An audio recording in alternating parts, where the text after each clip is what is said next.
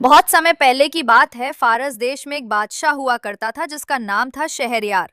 वो एक शक्तिशाली और न्यायप्रिय राजा था, लेकिन एक दिन उसकी जिंदगी में ऐसा तूफान आया जिसने उसे क्रूर और निष्ठुर बना दिया।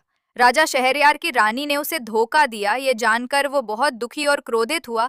तब से उसने तय कर लिया कि वो हर रात एक नई लड़की से शादी करेगा और सुबह होते ही उसे मरवा देगा। धीरे धीरे उसके राज्य में कोई भी परिवार अपनी बेटी को सुरक्षित नहीं समझता था।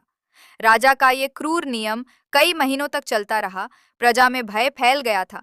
वजीर की एक बहुत ही बुद्धिमान और साहसी बेटी थी जिसका नाम था शहरजाद। वो कहानियां सुनाने में माहिर थी। एक दिन उसने अपने पिता वजीर से कहा, पिताजी, मुझे राजा से शादी करनी है। बेटी, तू पागल हो गई है। वह हर दिन एक नई रानी को मार डालता है। पिताजी, मुझे भरोसा है मेरी कहानियाँ राजा को बदल सकती हैं।